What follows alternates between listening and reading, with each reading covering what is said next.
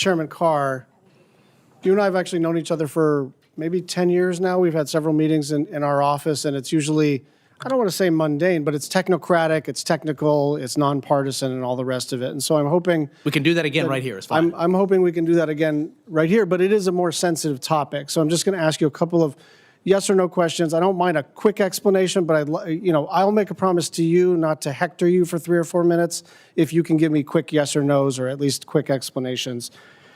Chairman Cruz said, I think it is unbelievably dangerous for the government to put itself in the position of saying we're going to decide what speech we like and what we don't, and we're going to threaten to take you off the air if we don't like what you're saying. Do you see this issue the same way as the chairman? Well, my position on this is pretty clear. We have a public interest standard that Congress has put into the law, and there's a number of very specific rules and doctrines that flow from that. The broadcast hoax rule, the news distortion rule. So my position, and I think the Trump administration position, is that we should be enforcing those rules and policies. If Congress wants to change it, you're free to change it. So you think you have jurisdiction over political satire under the public interest standard and the news distortion standard, just to put a fine point on it? My position is that one is a yes or no. Do you have jurisdiction or not?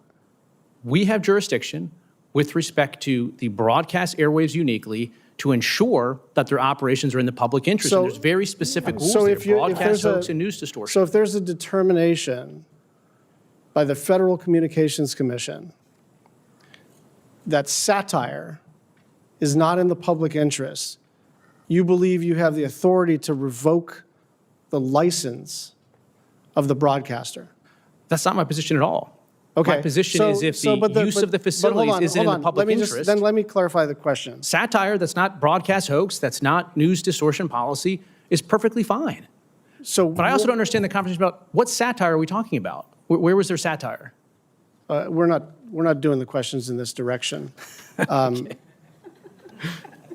What is the FCC standards for making this kind of evaluation about whether news has been distorted? My understanding is that this has been used 8 times. The chairman, and I think he's right, is saying, like, this is rarely invoked. And there's a reason for that, because yes, we have a statute that governs what the FCC is supposed to do. But basically the FCC has decided we need to get out of the business of refereeing what is offensive.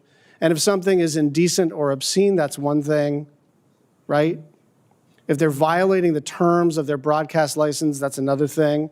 If they just say an awful thing on the air, it seems to me, Chairman, that's not your jurisdiction. And I know you're quick and you understand this law backwards and forwards. I understand. I remember you when you were counsel for Chairman Pai.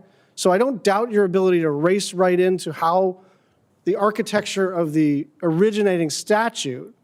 But I'm asking you, do you think it is appropriate for you to have an opinion at all in your official capacity about what a comedian says, as offensive as it may have been?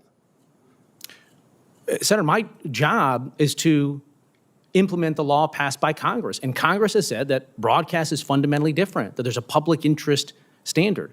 Do you think there are decades of precedent on this? Do you think there are any conservative commentators or conservative comedians or conservative satirists that ever say anything offensive that you would consider investigating?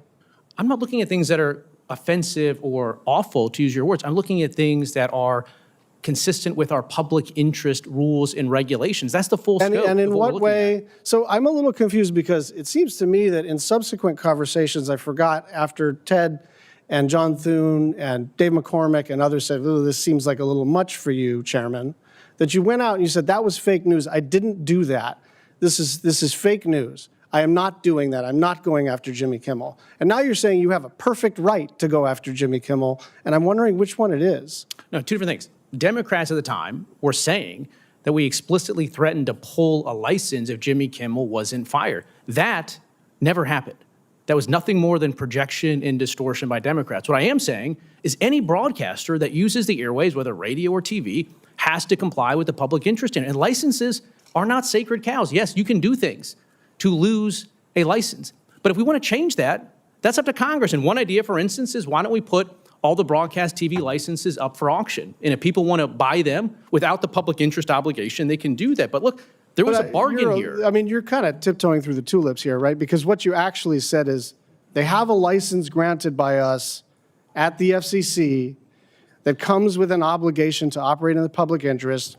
We can do this the easy way or the hard way. These companies can find ways to change conduct and take action, frankly, on Kimmel, or there's going to be additional work for the FCC ahead. Chairman, my final comment is I have actually enjoyed our relationship. I have praised you behind your back as a solid, someone I disagree with, but solid, knowledgeable person. This stuff, at least up until the last year, has been out of character, and it will not age well. And it will not age well on the conservative side of the aisle and the liberal side of the aisle. This is not American FCC behavior, and I'm hoping we can recalibrate.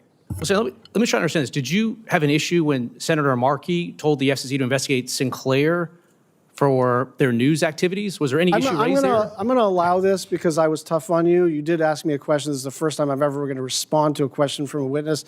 I did not sign that letter.